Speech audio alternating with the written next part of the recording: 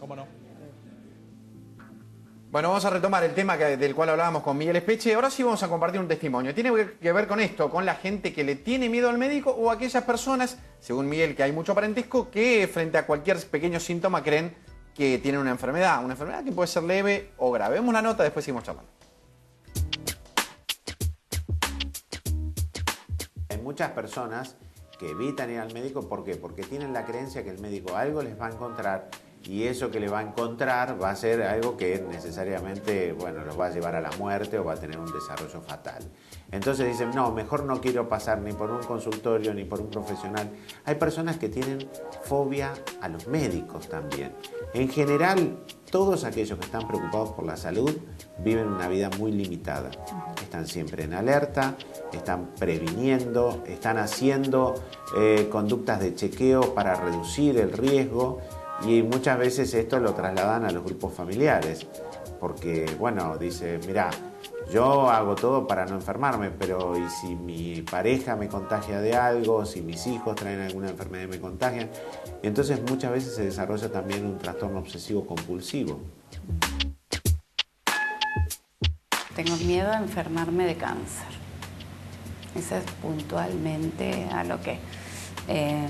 después por ahí lo que me cuesta o lo que me costaba. Ahora no es ir a clínicas, hospitales, pasar.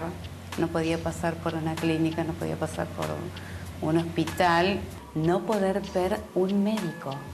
No podía ver. Si yo, por su forma de vestir, ya sabía que era un médico, empezaba la taquicardia, la sudoración y por qué tengo que verlo y por qué, que era lo más normal que alguien circulara.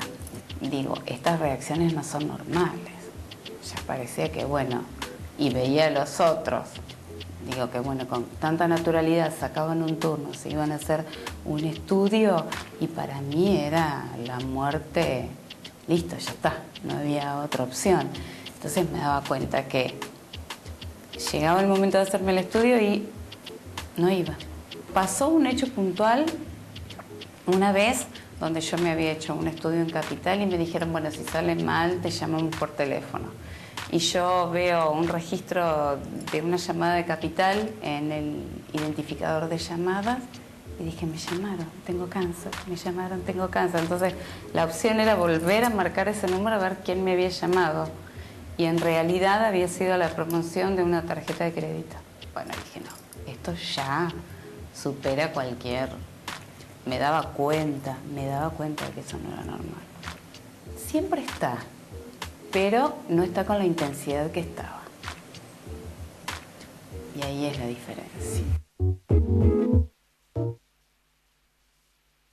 Bueno, las fobias tienen, todas tienen su nombre. Esta es la atrofobia, Miguel.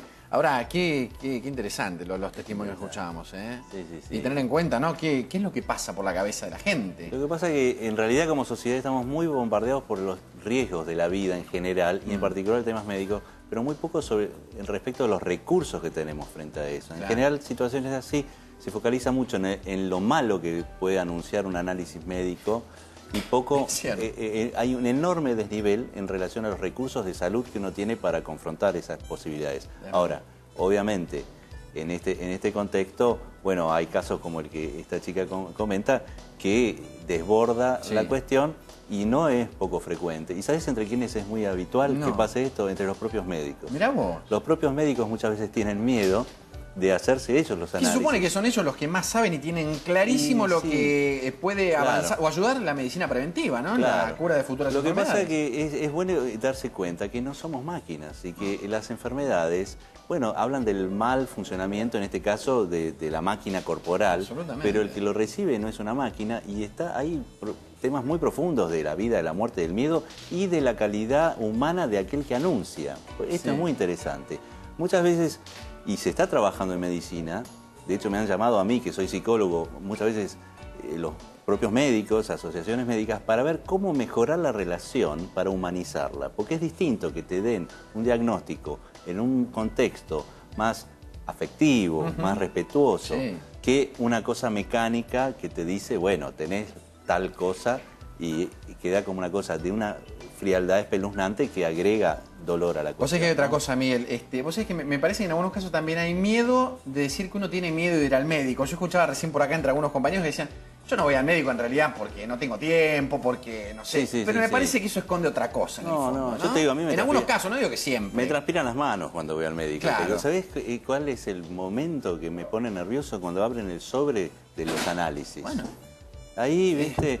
Y claro, es distinto ir al médico a los 30 años que después de los 50. Pero siempre es mejor saber lo que tenés. Siempre. Siempre es mejor saber, pero cuesta saber. No, absolutamente. Cuesta saber. A veces justamente hay una cosa infantil que habita en nosotros, que hay ojos que no ven, corazón que no siente. Está bien. ¿Qué es lo primero que se le puede decir a esta gente que tiene miedo, que tiene temores de enfrentar esto? Bueno, obviamente siempre hay un riesgo que la noticia sea de que hay una enfermedad, pero eso también notifica que hay cosas que hay que hacer, que hay cosas que se pueden hacer. Por ejemplo, la palabra cáncer hoy no es la que era hace 30 años, hace 20 años. Cáncer hoy es el inicio de una tarea, no es el final de la vida. Es el inicio de una nueva situación vital en donde, bueno, hay muchísimos elementos de la salud para apuntar a la sanación y de hecho hay un porcentaje altísimo. Quizás algunas cosas pueden haber cambiado, Miguel, pero ¿no hay también cierta responsabilidad, a veces, me refiero, de parte de algunos médicos de no lograr ese contacto, esa comunión con el paciente y hacérsela más fácil, para decirlo en términos coloquiales? Yo creo que debiera ser una materia en la carrera de medicina y de enfermería y de y psicología, etcétera, de la información, el grado de empatía, de humanidad que tiene que haber en el momento de notificar de cualquier tipo de patología. Porque a mí me parece que la frialdad y el mecanicismo de la información es parte del problema. Podemos llevarlo al tema de la fobia. Sí, es verdad que hay fobia, hasta un cuadro patológico, bien lo describió el colega, etcétera. Pero el contexto a veces no ayuda.